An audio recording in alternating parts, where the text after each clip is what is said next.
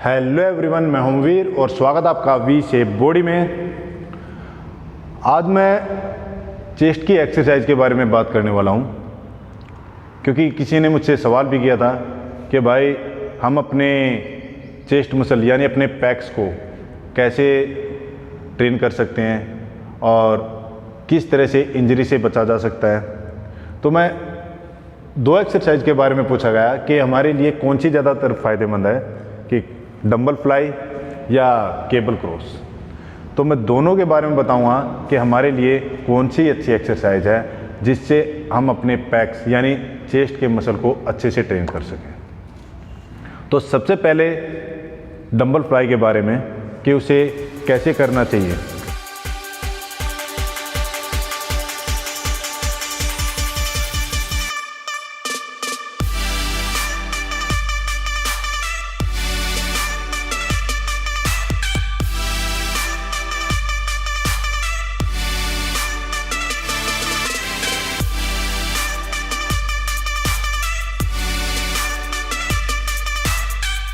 इस एक्सरसाइज में काफ़ी लोग बहुत सारी गलतियां करते हैं, क्योंकि वो ज़्यादा हैवी वेट उठाते हैं। भाई मैं सबको बार बार कहता हूँ कि भाई मज़दूर थोड़ी हैं, जिम में मज़दूरी थोड़ी करने आए हैं, सिर्फ अपनी अच्छी फिजिक्स या अपनी बॉडी को बनाने आए हैं, तो हैवी वेट की ज़्यादा ज़रूरत नहीं है। अब रीज़न क्या है, गलतियाँ क्या होती है इसमें। जब भी आप ग्रेविटी के यानी अपने वेट को उठाओगे तो वेट ग्रेविटी अपनी तरफ खींचेगी और उस वेट को ऊपर उठाने के लिए ज़बरदस्ती का लोड अपने शोल्डर पे दे बैठते हैं, जिससे हमारे रोटेटर कफ में काफ़ी सारी इंजरी होना स्टार्ट हो जाती है। और जब उस वेट को हम ऊपर की तरफ पुश करते हैं यानी अपनी मसल को, अपने पैक्स को ट्रेन करते हैं, नीचे की तरफ लाते वक्त वो स्ट्रेच होता है और ऊपर की तरफ वो काफ़ी टेंशन में होता है। तो वहाँ पर होता क्या है, ज़बरदस्ती का लोड तो शोल्डर पे देते ही हैं, ना तो ठीक से पैक्स को ट्रेन कर पाते हैं और वेट उठाने के चक्कर में अपनी बैक को ऊपर की ओर उठा लेते हैं, जो कि गलत है।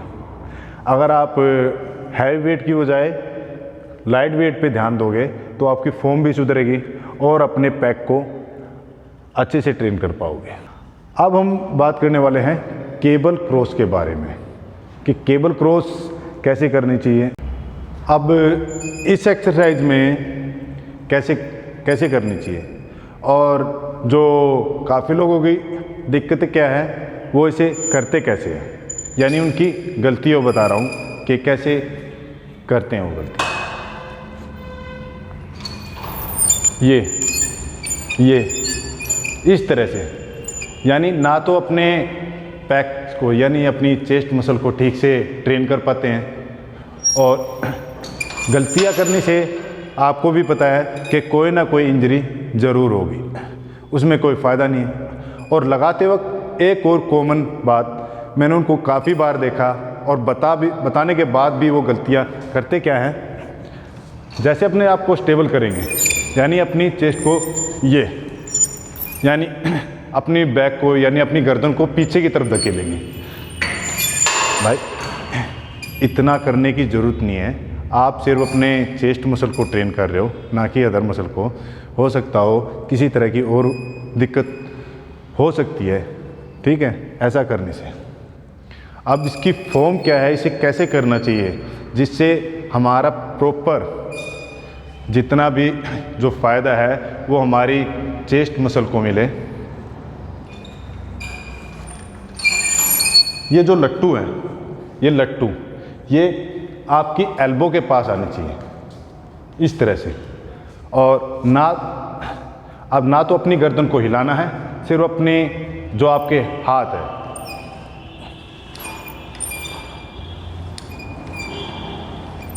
यानी एक जगह खड़े होके आपको इस तरह से अपने चेस्ट मसल को ट्रेन कर सकते हो।